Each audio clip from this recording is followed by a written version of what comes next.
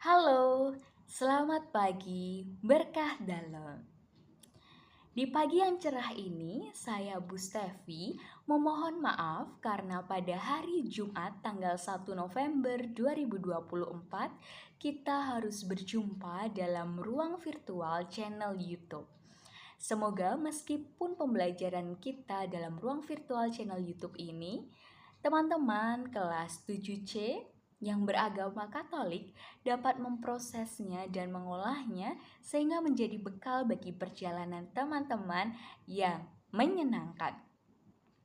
Di pagi yang cerah ini, mari kita siapkan hati untuk bersama-sama berdoa, mendengarkan sabda Tuhan, dan merenungkan sabda Tuhan dalam renungan harian.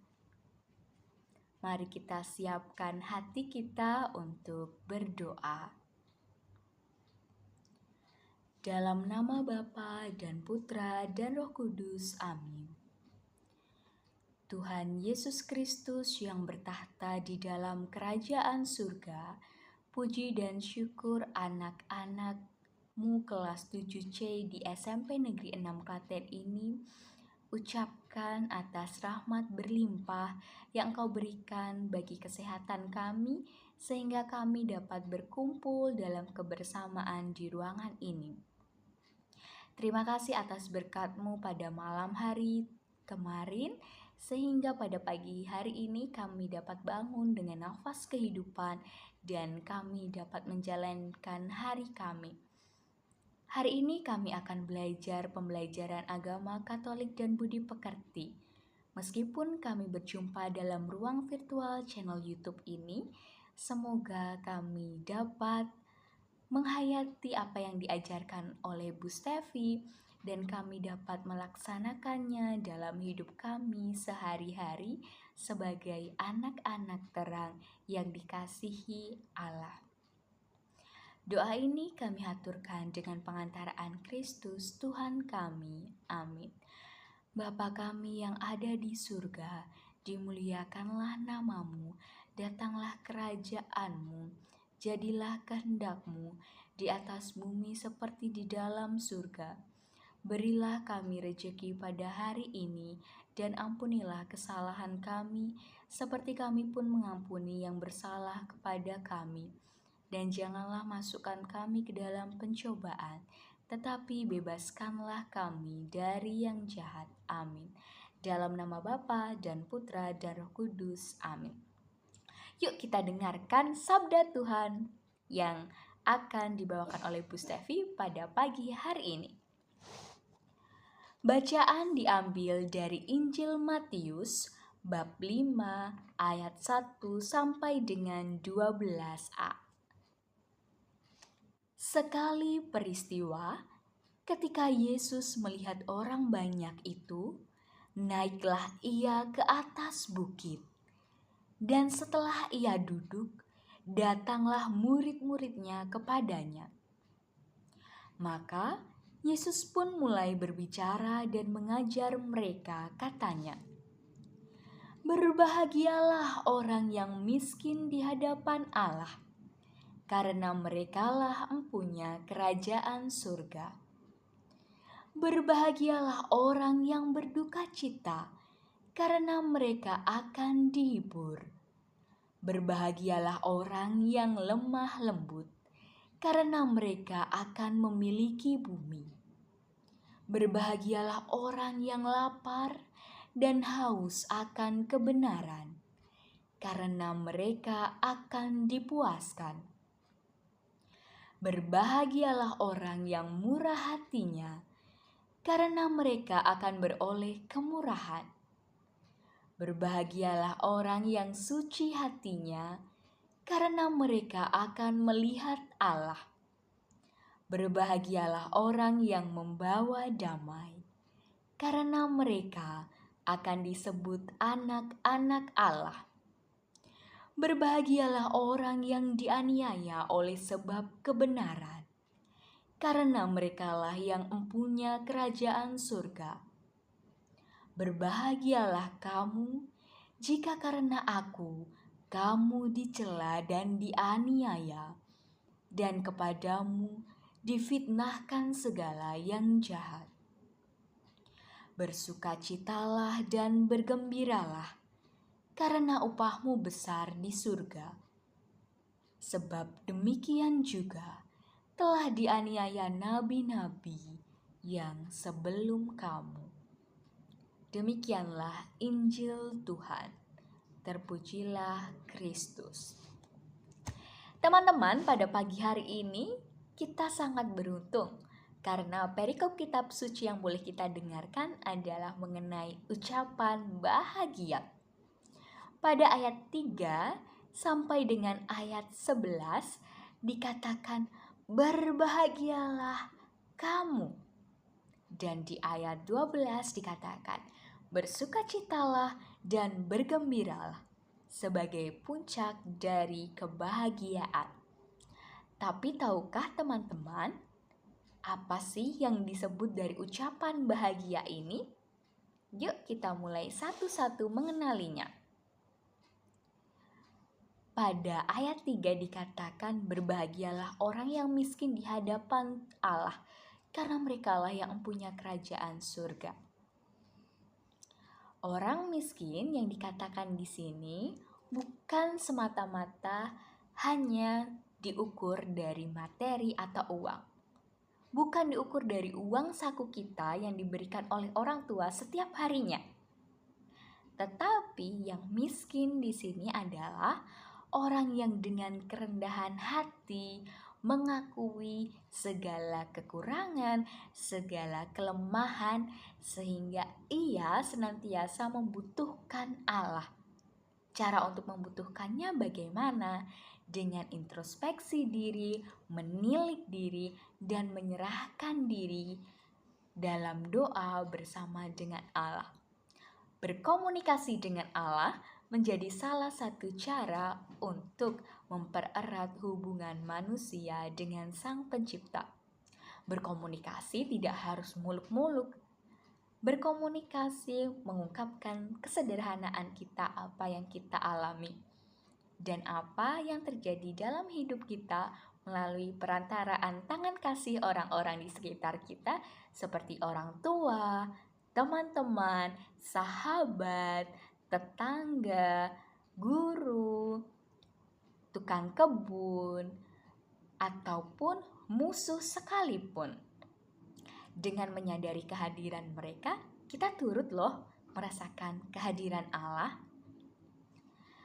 Lalu pada ayat yang keempat, berbahagialah orang yang berduka cita karena mereka akan dihibur. Gimana sih perasaan orang ketika berduka cita? Pasti diliputi dengan kesedihan, ingin menangis, kekecewaan, kekhawatiran, dan masih banyak lagi perasaan-perasaan yang dialami. Tapi di sini duka cita yang dimaksud adalah penyesalan, sehingga mengarahkan diri manusia untuk terus bertobat dan menghindari dosa. Jadi besok sebelum memasuki masa Natal, ada saatnya teman-teman diberi kesempatan untuk mengaku dosa. Jangan sia-siakan kesempatan itu ya.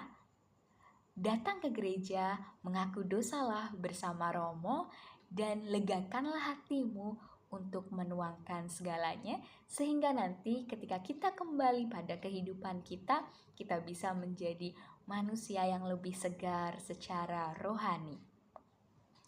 Pada ayat yang kelima dikatakan berbahagialah orang yang lemah lembut, karena mereka yang memiliki bumi. Lemah lembut di sini bukan dalam artian disentil lalu langsung letoy, atau yang kita kenal dengan istilah sekarang Gen Z, yang mana tampaknya di luar itu menarik tapi ternyata dalamnya lembek, atau tampaknya di luar itu begitu merah merona, begitu segar, tapi ternyata secara batin, secara emosional begitu lemah. Yang dimaksud dengan lemah lembut di sini adalah kasih tanpa batas. Karena kasih tanpa batas, sehingga kita perlu untuk menyadari kehadiran orang-orang di sekitar kita dalam setiap pengalaman hidup kita. Lalu dikatakan juga, berbahagialah orang yang lapar dan haus akan kebenaran. Kalau kita dalam situasi lapar, pasti kita akan kosong dan kita memerlukan asupan nutrisi. Kalau kita haus, biasanya kita langsung tidak berkonsentrasi, kita dehidrasi. Nah, di sini yang dimaksud dengan mereka yang lapar dan haus adalah mereka yang selalu ingin mengisi wadah yang kosong ini dengan sebuah kebenaran. Seperti misalnya melaksanakan ajaran kasih Tuhan Yesus. Kedua, memperhatikan sesama di sekitar. Ketiga, mencoba untuk hadir ketika teman kita sedang sedih dan mencoba untuk melakukan penghiburan dengan mendengarkan ceritanya. Dan yang kelima adalah tidak menyontek atau tidak melihat jawaban dari tugas yang diberikan Bapak Ibu guru. Pada ayat selanjutnya dikatakan, berbahagialah orang yang murah hati. Murah hati di sini maksudnya adalah suka memberi, tidak pelit, dan suka menolong sebagai perwujudan dari pengampunan atas kehidupan kita. Siapa yang di sini suka memberi? Memberi dalam arti yang positif ya.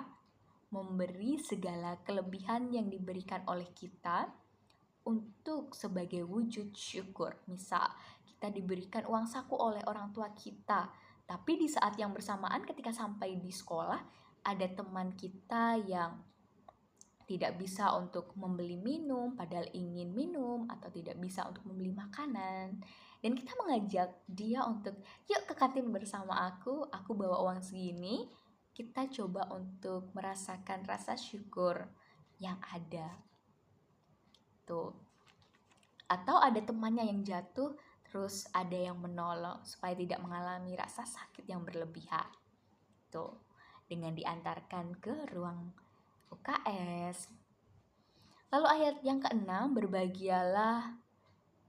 Ayat selanjutnya pada ayat ke-8, berbahagialah orang yang suci hatinya.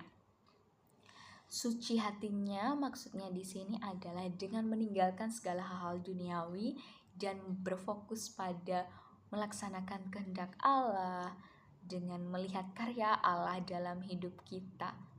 Dengan kita bisa hidup pada hari ini, menikmati nafas kehidupan, dan kita selalu bersyukur, selalu berdoa pada saat bangun tidur, atau kita tidak mencela, kita tidak mengejek orang lain, kita tidak mencoba untuk melakukan hal-hal yang tidak dikehendaki Allah.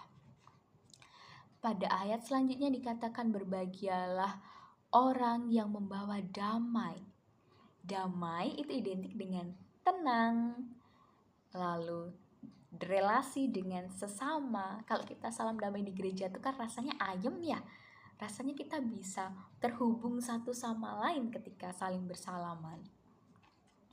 Lalu, berbahagialah orang yang dianiaya oleh karena kebenaran. Karena merekalah yang mempunyai kerajaan surga. Teman-teman tidak perlu takut ketika teman-teman harus membuat tanda salib untuk memulai makan, atau teman-teman ketika di tempat umum untuk memberi tanda salib. Karena apa? Karena itu menjadi simbol rasa syukur kita atas rahmat pembaptisan yang boleh kita terima dan kita disatukan dalam persekutuan gereja Katolik dan sebagai anak-anak Allah. Terus gimana dong Bu nanti kalau aku diejek, aku ditanyain ini gitu. Tenang. Tetap setialah pada iman Katolik. Tapi kalau misalnya nanti ditanyain kebenaran tentang ini, aku gak bisa jawab gimana? Tenang juga, ada orang-orang di sekitar teman-teman yang siap membantu. Karena teman-teman hidup bersama dengan orang lain. Teman-teman hidup sebagai makhluk sosial. Berbahagialah kamu jika karena aku kamu dicela dan dianiaya dan kepadamu difitnahkan segala hal yang jahat. Teman-teman, ketika kita mencoba untuk melihat pengalaman hidup kita bersama dengan Tuhan Yesus, ada rasa di mana kita akan mendapatkan godaan-godaan dari orang sekitar.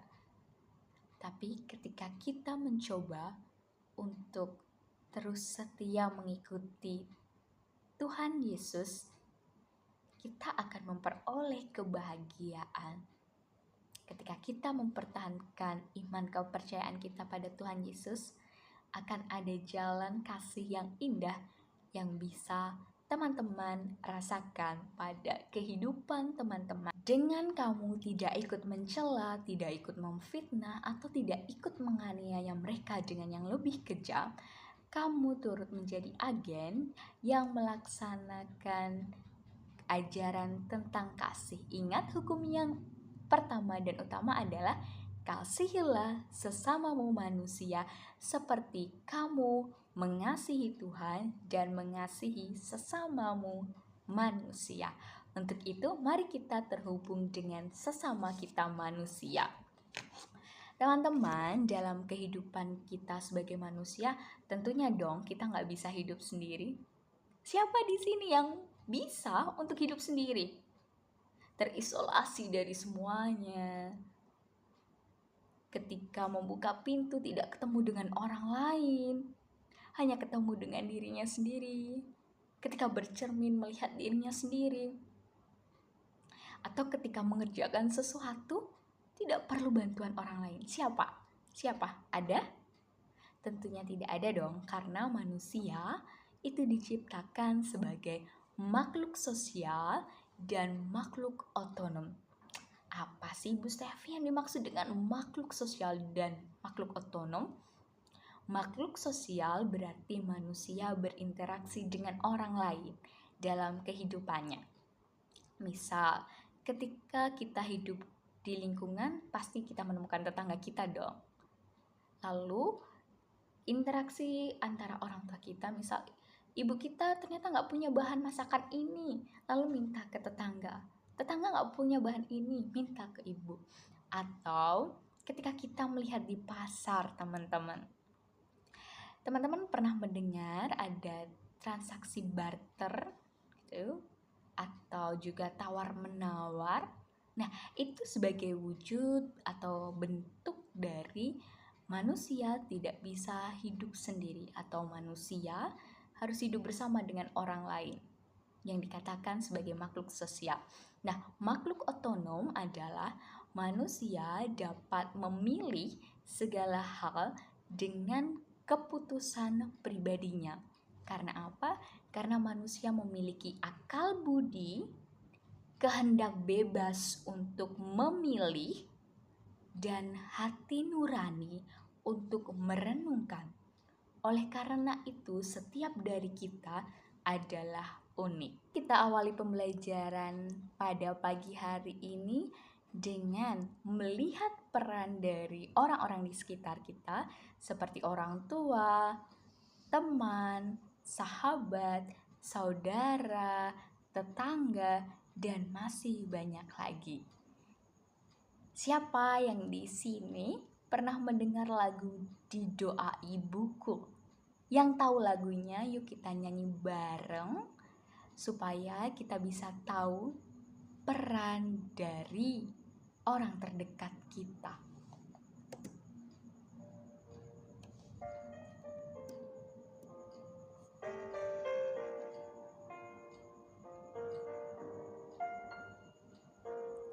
Waktuku masih kecil, gembira dan senang, tiada duka ku kenal, takut cuma merah di sore hari nan sepi.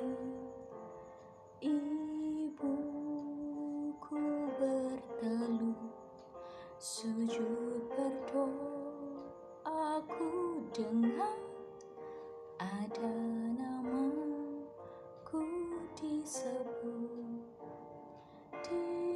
doa ibuku, namaku disebut.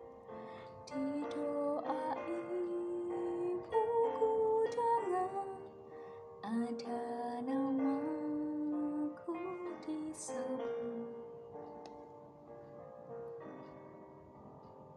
Seringlah diriku kenal di masa yang berat, di kala hidup mendesak dan nyarisku sesat, melintas kamar ibuku sewaktu bertelut.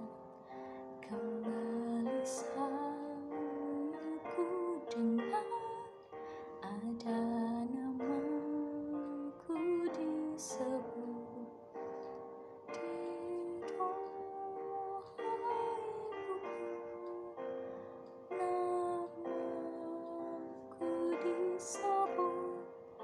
Di doa ibuku dengar, ada namaku disebut. Nah, itu tadi teman-teman adalah lagu Di Doa Ibuku. Bu Stefi akan mengajak teman-teman untuk melihat gambar ini. Gambar ini adalah sebuah rumah. Ketika kita membuka pintunya atau ketika kita mengetuk pintunya, di dalam rumah ini ada banyak sekali orang yang kita sebut sebagai bapak, ibu, atau ayah, atau papa, dan ibu atau bunda atau mama atau mami. Kita juga ada yang punya kakak, ada yang punya adik. Banyak sekali orang di dalam rumah ini. Nah, tapi apakah kita sudah menyadari peran mereka masing-masing? Sepertinya belum ya. Oke. Di dalam rumah ini, teman-teman, kalau kita melihat di meja makan, pasti selalu ada obrolan, ada tempat untuk kita bercerita. Dan dalam tempat bercerita itu, kita bisa menemukan kebahagiaan, kita bisa saling bertukar pikiran. Nah, tapi ketika kita mengingat memori kenangan kita di masa bayi, siapa yang di sini masih mengingat kenangan di masa bayi? Itu jauh lebih unik, teman-teman. Kenapa? Teman-teman, kita bisa makan, kita bisa untuk memegang sendok, kita bisa untuk berbicara mengeluarkan kata, kita bisa menggerakkan tangan kita bisa untuk mengambil barang sesuatu, atau kita bisa untuk menekan mouse, atau kita bisa untuk membaca bacaan sabda dan kita memegang kitab suci Deuterokanonika ini karena ada kebiasaan yang kita lihat dari orang tua kita. Kalau yang kita lihat di waktu bayi itu adalah orang lain yang bukan manusia, misalnya kita melihat hewan, maka cara kita makan juga akan seperti mereka. Tapi beruntungnya manusia adalah kita melihat sosok orang tua yang dalam kemanusiaannya mengajarkan kita untuk memegang sesuatu, memegang sendok, memegang garpu, mencoba untuk makan dengan cara yang nanti kita pegang sendoknya dulu ya, kita terus ambil nasinya sama lauknya, pelan-pelan kita masukkan ke mulut, kita kunyah dan kita telan. Apa jadinya jika yang dilihat manusia pertama kali adalah cara makan, misalnya guguk, atau cara makan binatang lainnya? Belum tentu kita bisa makan sekarang dengan memakai tangan. Atau ketika dalam keluarga dibiasakan untuk berdoa bersama, membaca sabda Tuhan, kita ketika dewasa, kita ketika bertumbuh menjadi remaja, kita sudah terbiasa dengan kebiasaan itu. Kita bisa membaca, kita bisa mencari mana sih yang termasuk Injil Matius bab 1 ayat 1 sampai dengan 30 misalnya. Mana sih yang disebut dengan bab, mana sih yang disebut dengan ayat, mana sih yang disebut dengan judul perikop. Lalu kita mencoba membacanya bareng-bareng bersama dengan orang tua sehingga kita bisa membaca. Lalu ketika kita misalnya nih berdoa bersama dengan orang tua, kita menjadi pribadi yang selalu menyerahkan segalanya pada Tuhan Yesus. Itu adalah kebiasaan-kebiasaan sederhana yang ada dalam hidup kita. Nah, sekarang teman-teman, kita mau melihat dulu sesama kita. Siapa yang disebut sesama kita? Sesama kita adalah mereka yang diciptakan oleh Tuhan Yesus pada waktu penciptaan dengan sungguh amat baik. Karena sungguh amat baik itu, maka pada hari ini kita mau melihat peran teman kita. Kita mungkin gak bisa untuk cerita sama orang lain sehingga membutuhkan adanya seorang teman supaya kita lebih terbuka. Kita bisa sharing pengalaman, kita bisa berbagi cerita karena ada teman atau ada sahabat yang kita lebih semakin terbuka. Lalu ada juga orang-orang lain seperti tetangga kita. Misal kalau kita dalam keadaan sakit, kita ditengok tetangga kita, kita diberi misalnya buah, atau kita diberi roti, atau kita dijenguk sebagai wujud tanda kasih. Nah, itu menjadi bagian dari kehidupan, peran mereka dalam hidup kita. Lalu apa hubungannya dengan kelebihan dan keterbatasan kita dengan adanya peran mereka? Teman-teman, dengan adanya peran mereka, kita diminta untuk saling melengkapi satu sama lain. Apa yang menjadi lebihku bukan untuk aku tonjolkan menjadi kesombongan ketika bersama dengan orang lain, tapi justru saling melengkapi untuk memperkembangkan. Contohnya, Mustafi punya kemampuan untuk bernyanyi. Temanmu punya kemampuan untuk bermain alat musik. Betapa indahnya jika kita saling berkolaborasi sehingga bisa menghasilkan sebuah ciptaan lagu yang indah untuk didengarkan. Atau ketika misalnya saya bisa matematika, teman saya bisa bahasa Indonesia, dan kita saling bertukar catatan sehingga bisa untuk memperdalam di ujian nantinya. Misalnya juga saya punya kekurangan, misalnya saya nggak bisa makan mie, tapi teman saya punya kelebihan, dia suka banget makan mie. Jadi aku bisa nih ngasih mie-ku, kamu dia saja. Dan dia ternyata dibawakan bekal sama orang tuanya berupa nasi. Aku bisa makan nasi, jadi nasinya diberikan. Seperti istilahnya barter gitu. Nah, keterbatasan kita itu bisa untuk dilengkapi bersama dengan kelebihan orang lain. Kelebihan kita pun juga bisa untuk saling mengembangkan kelebihan orang lain.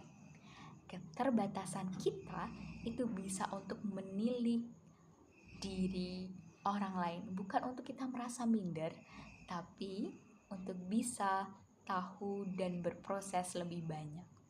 Oleh karena itu, tugas teman-teman di rumah hari ini adalah 1. Coba lihat lagi apa yang dilakukan orang tuamu pada hari ini, baik bapak maupun ibu.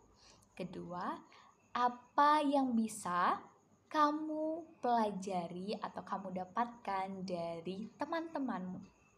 Dan yang terakhir adalah apa yang bisa aku kembangkan bersama dengan orang lain seperti teman-temanku. Tugas itu silahkan ditulis dalam buku tulis dan nantinya akan kita koreksi di minggu depan. Demikian pertemuan pembelajaran kita pada pagi hari ini. Semoga meskipun kita bertemu melalui virtual YouTube ini, kita tetap bisa saling terhubung dan teman-teman dapat memahami apa yang saya sampaikan sehingga menjadi bekal perjalanan dan bukan hanya masuk telinga kanan, keluar telinga kiri. Mari kita saling jaga, mari kita menjadi siswa-siswi yang berkarakter untuk semakin mengedepankan nilai-nilai kekatolikan sehingga kita dapat menjadi sobat Kristus yang asik. Mari kita tutup pertemuan hari ini dengan doa penutup. Dalam nama Bapa dan Putra dan Roh Kudus, amin. Tuhan Yesus Kristus, kami anak-anak-Mu berterima kasih karena pembelajaran pada pagi hari ini. Kiranya pembelajaran ini dapat menjadi bekal bagi kami untuk menyadari kehadiran orang lain. Doa ini kami haturkan dengan pengantaraan Kristus Tuhan kami. Amin. Kemuliaan kepada Bapa dan Putra dan Roh Kudus, seperti pada permulaan, sekarang, selalu, dan sepanjang segala abad. Amin. Dalam nama Bapa, Putra, dan Roh Kudus. Amin. Sampai jumpa teman-teman.